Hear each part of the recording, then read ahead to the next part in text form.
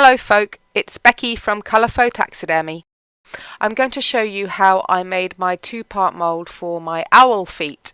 So as you can see, I've started off with a little ply box. I've just custom made this to fit the owl feet, and I'm starting with a base layer of clay that I will then embed the feet into. The clay will be replaced by silicone, so I want a little bit of distance between the bottom of the mould and the bottom of the owl's feet. You can see that I'm just building up clay, and I'm also embedding the claws in there. I'm doing this because I will pre-pour resin into the claws, the little pointy areas, while the mould is open, and then try to coax the bubbles up before I close the mould and pour the rest of the resin. It will be very difficult for me to do that once the mould is closed. This is something I always try and think about before I'm making moulds. How is the best way to do it? Where will the air be going? Are there any undercuts? That sort of thing. You can see now that I'm just really smoothing out all that clay, making sure that it's really nice and clean around the edges. I've roughly got my clay in the right place now, and I'm using some water just sprayed on and a bit of a rough old paintbrush there, isn't it? But that's okay. It's just to generally smooth it down, and I will refine it with a softer brush later on. I'm getting in there with a little sculpting tool, and I'm really making sure that that clay is set up so it's perpendicular to the edge of the feet. I've made an illustration here to show you why I do this. On the right, where the arrow is pointing, is a very thin bit of clay which will become silicone once you pour the second pour of silicone, and this will not be supported by the master when you remove the master before you pour the resin in. So I would like to make sure that my edges, as per the left hand side, are nice and strong and supported. Making moulds does sometimes keep me up at night, not in doing them but just thinking about how to do them. I think I probably spend more time thinking about how I'm going to make the next mould for the next weird thing that I'm moulding and casting than actually doing it. That is an exaggeration, of course, but there are variations that you need to think about, such as how much silicone you can use. In this case it's a little mould, so there will be a bit of extra silicone around it that doesn't really need to be there. I could combat that using a fiberglass mould, but I do like a box mould. They're quick and easy to use, and fiberglass is really unpleasant stuff to use, and the polyester resin that you use along with it is very, very toxic, so I try to only use it when I have to. So here you can see that I am making a little channel around the edge of my clay. This will do two things.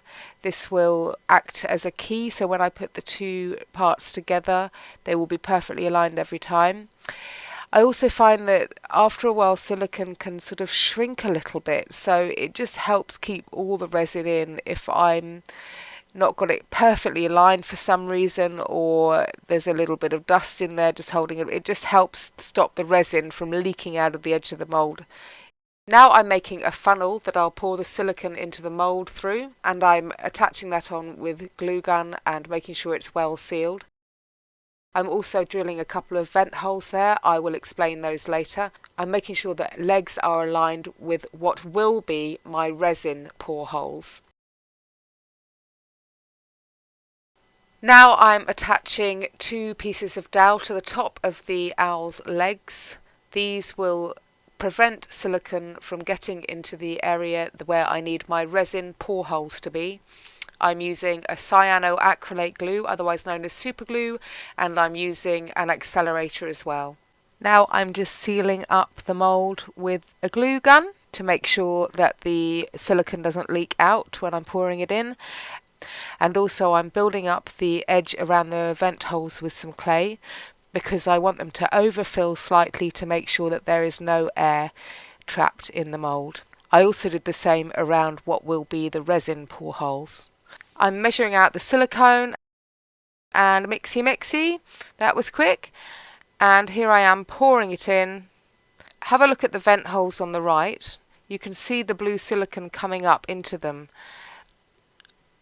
I pour the resin higher than the top of the mould, and that's why I put those clay edges around the holes. It just holds it in and stops it spilling out everywhere, and that way I can make sure that the air is really pushed out of the mould upwards by the silicone.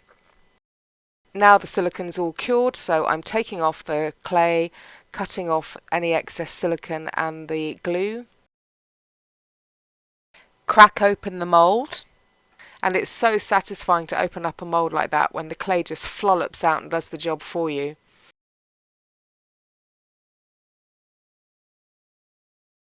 Next, it's time to clean all the clay out from the other side of the mould and off the master. I'm just cleaning up a few little stragglies there of silicone, little strings that I've got somewhere. I've also noticed that I did make a bit of a mistake earlier. I didn't give myself quite enough room with that leg on the right, so I'm just chopping a little bit of silicone out of it just to give myself a bit more room. If I hadn't done that, the silicone would have struggled to get in behind the claw there and might have left an air pocket, and it also would have been very thin, so I just wanted to give myself a bit more silicone there. I'm using a heat gun here to get the moisture dried off. So now I'm just drilling the vent and pour hole in the other side of the mould. And oh no, no Bex, don't put it together. No, no, no, you've forgotten something really important. So at about 8 o'clock in the evening, I remembered this. I thought, oh no, I did not release the silicone. Normally, with this silicone, it sticks to itself really, really well. And I thought, no, I've ruined the mould. I'm going to have to do it again. This video is going to be a fail video, or maybe even a fix-it video, because there's still a chance I could have fixed it. But yeah, I was not looking forward to opening that mould. So anyway, yeah, there I am, merrily pouring away, blissfully unaware that I've made a real boo-boo. And so it's with some trepidation that I come out in the morning and undo the mould, and lo and behold, I'm so happy it releases, and I'm very, very lucky. All I can imagine is that maybe there was just a slight layer of moisture there, or just a slight layer of dust from the clay, but whatever it was, I'm very grateful. Didn't have to remake the mould, so that was good. I wiggled those masters out, and the next thing to do is to pour some resin in. And I'm so keen to get a pull from this mould that, as you can see, I have completely forgotten to put some gloves on, but I am using an eyedropper, so I'm keeping some distance from the resin from my hands. Pop a little resin in there, get a cocktail stick and just try and coax those bubbles out. Pop my armature in, wiggle the top on, and then I just continue to fill it with the eyedropper till it's full. Give the mould a bit of a tap, and now it's cured, so I'll open up the mould, peel off one side, and now I use the wires to carefully push out the feet. A little bit tricky, but very satisfying when they come out. And there's my first cast. Now, there are a few problems with this. I will probably use a lighter wire for the bottom of the armature next time. I'll also work with those bubbles a little bit more, because there were a couple of bubbles on the end of those claws. But it's all fixable, so that's great, and I'm pretty pleased with how it's all come out. Please bear in mind that this is not a tutorial video. It's just showing you how I made this mould, and I learn a new thing every time I make a mould. Come and see the finished piece over on Instagram or Facebook, links below. And thank you for watching. Bye.